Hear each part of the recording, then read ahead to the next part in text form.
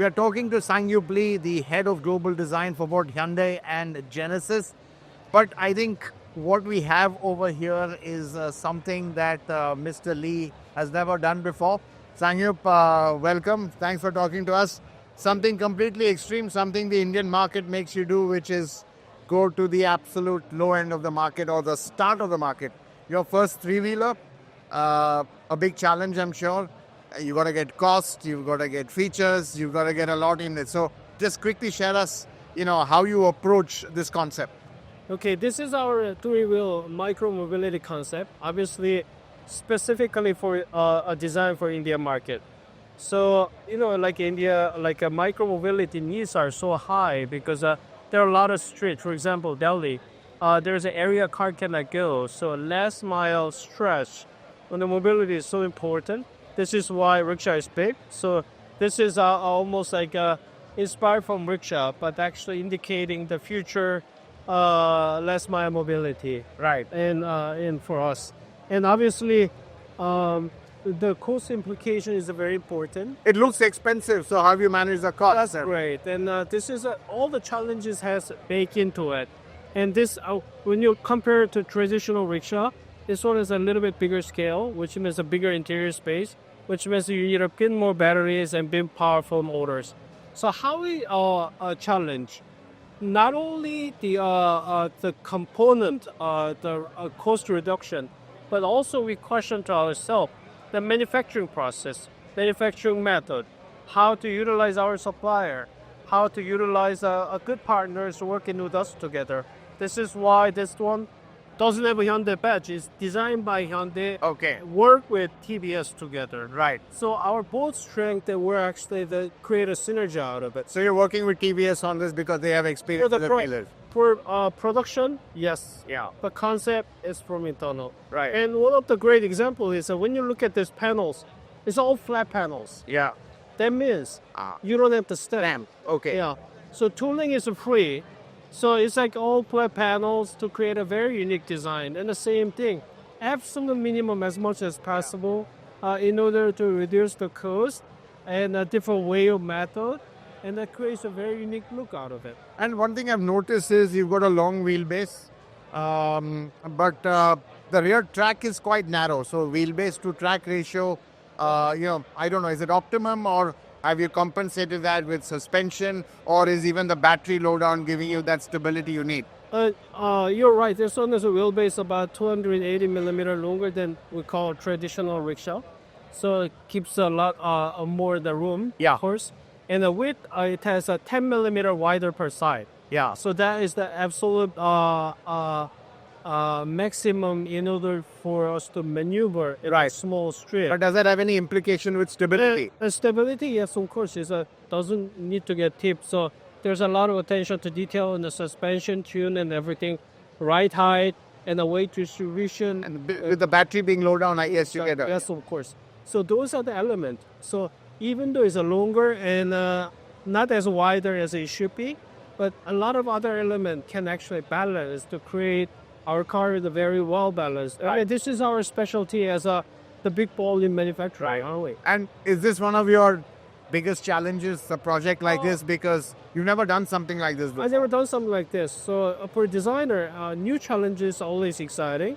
And we start with before we do any sketches, we research the market, engage with the rickshaw users and the people, how they utilize it for 2 years. So I think it's one of those design. We didn't design this micro-mobility in our fancy design studio. We designed on the street with the rickshaw users in the summer. So it was a very exciting and also,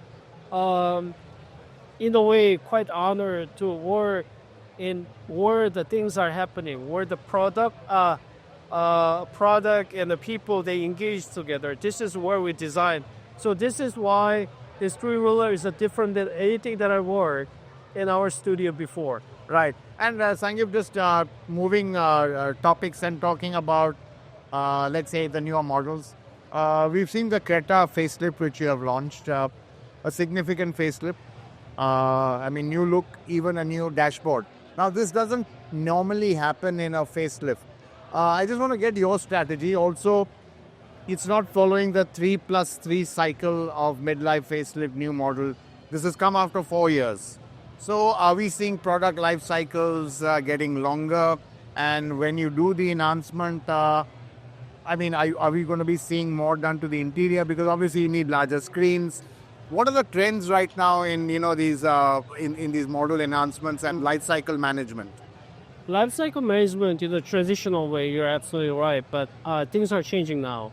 We have to decouple where the lifecycle management for hardware and lifecycle management for software. The OTA were able to do like a phone, the software, which is very, very important. For the hardware, we need to have a basis keep updating. So like back in the days, every 6 years a new model, 3 years in between the facelift. This is not really relevant. You really need to adapt to the market. If a customer trend goes fast, you need to be agile more. Where the customer doesn't see that as a great value, we kind of like a balance our price. So, like the Creta was doing really well, you didn't need to do it in 3 years, you could do it after 4 years. I wouldn't say that because Creta is a popular, very important. So Creta has to have a latest, greatest in our lineup. Right. Yeah, because there's a certain level of expectation in the Creta. Yeah, well, no, what I'm saying is the facelift came after 4 years, not 3 years. 20 you launched it. I can tell you exactly 3 to 4, but Yeah. this is Creta is a very important car for the brand. It's actually our the most selling is a very special, and the customer recognize Hyundai brand being premium through the Creta. So we don't want to disappoint our customers. So Right. So what you're saying is then even for a facelift, you'll do much more than the normal soft parts. You might even do some metal parts, new tailgates, and even the dashboard is new.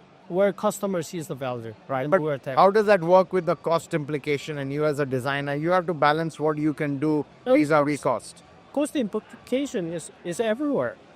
So yeah, so cost implication can be balanced by number of volume and length of production life cycle. Yeah. So those are all the balance that we create. But a customer wants to have a more with the money they paid.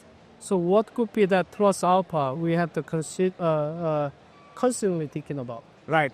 And a quick one, you've been working on a lot of the models, successful models you've launched in India. What has the Indian market taught you, which is so different from, let's say, you're working with Genesis, where you have a lot more budget to play with? But for me, it's actually kind of like a micro-mobility. It's more exciting for me. Microsoft is more exciting for you. Yeah, it's because the criteria, cost implication, those are the guidance for a designer to put it up. If you don't have those guidance, it's not design is not fine art. You create a value with the criteria of what you're dealing with, so it's always exciting. Right. And so your micromobility is one thing, but let's say the Indian market, what has that taught you? I mean, do you have to, let's say, focus more on certain look and feel and trim? What are the design factors that the Indian market has taught you? I'm just saying, as a designer, what are the nuances of the Indian market that is quite different from a mature Western market? It's a very clear two strong messages in the Indian market. It's a SUV transformation is a very, very fast and strong. So you should be adapt to the SUV transition. What level and what typology of the SUV you need to define as a brand signature. Number two is EV transition is faster than any other market. Really? So those two things is a very important in the mainstream direction. So on the top of it, the customer needs is a quite trend is very fast here in India, and the infrastructure, road and highway is becoming more and more. So longer distance travel, the customer they need more and more. So outdoor lifestyle, not just city only, you have to consider a lot. So once again, it's very important to understand what customers see, how they react on it. Right. And lastly, let's say from your point of view, with electrification, how is design changing? Because one thought it might move away from the conventional two-box shape or the three-box shape, but customers are wanting that traditional shape, and it's not going very uni-body, if you know, a mono-volume is what I understand. I think you already have an answer. Yeah, that's true. So, EV, dedicated EV platform, give us a lot of freedom to design, but customer acceptance is different. So you see, Ford has the balance in between total freedom of a new typology. Sorry, total freedom. Total freedom of the typology and the customer expectation. How we balance in between is a very crucial. Right. So, I mean, I noticed in the Ioniq 5, you've done it brilliantly. You freed up the front space and put all the HVAC and all into the, Right. you know, that. So, interior packaging, you have a lot more flexibility. Interior package is absolutely greater on a dedicated EV than I see it. Right. So for us, we can have a lot more story into the interior. For example, I mean, you have a 3-room apartment versus 5-room apartment. You can do a lot for the 5-room apartment. So you can. Thanks very much for talking to us. Thank you.